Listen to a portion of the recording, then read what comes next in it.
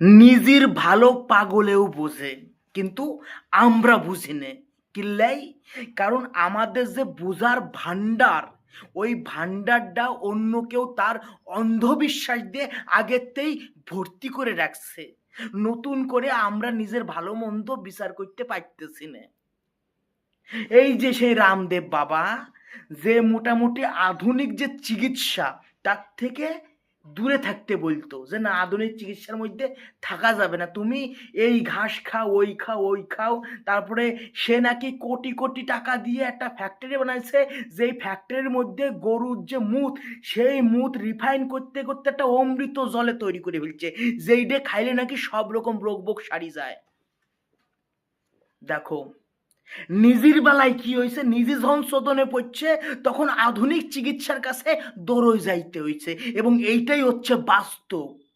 তুমি যতই বাস্তবের থেকে দূরে হাঁটো না কেন, নাই একটা না একটা সময় আইসে বাস্তবের মুখোমুখি তোমার হওয়া লাগবই লাগবো। তার জলজান্ত উদাহরণ হচ্ছে এই যে রামদেব বাবা, তারপরে আরো কিছু আঙ্গু বাঙ্গু যেসব ধার্মিক বাবা নিজেদেরকে ভগবান বলে দাবি করে, তারা কোনো প্রবলেম হলে আধুনিক চিকিৎসার কাছে তোমার যাওয়া লাগবে। আমি বলতেছি না যে গাছ গাছটা এগুলো খারাপ জিনিস, কিন্তু শুধুমাত্র সেইগুলো নিয়েই তোমার চলতে হবে, আধুনিক জগতের থেকে তুমি দূরে সরে আসবে হবে না ভাই।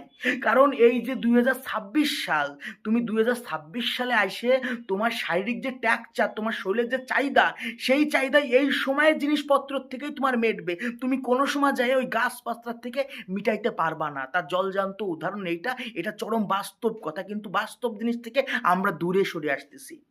মনে আছে কয়দিন আগে বাগেশ্বর বাবা যেরকম একদিকে বলতেছিল যে সব সমস্যার একটাই সমাধান, সেটা হচ্ছে গরুর মুত, কিন্তু যখন সে অসুস্থ হয়ে পড়লো তখন কিন্তু আধুনিক চিকিৎসা তার উপরে ঝাঁপাই পড়লো, যে আমাকে আধুনিক চিকিৎসা দাও, নালি আমি পটল তুলবো। মনে আছে? তারপরে যে আরেকটা মাল আছে, সে অন্ধ, অন্ধ করে চোখে দেখে না ওই মাল, সারাদিন আদিম যুগের কথা বলবে কিন্তু দিন শেষে আধুনিক চিকিৎসার কাছে গেছিল।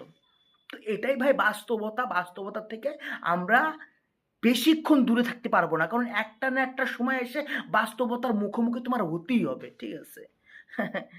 লেওড়া মানে আমরা ভাই, আমরা নিজেরা নিজের ভালো বুঝি না, কাদেরকে আমরা ভগবান বানায় রাখছি একটু বোঝার চেষ্টা করো ভাই।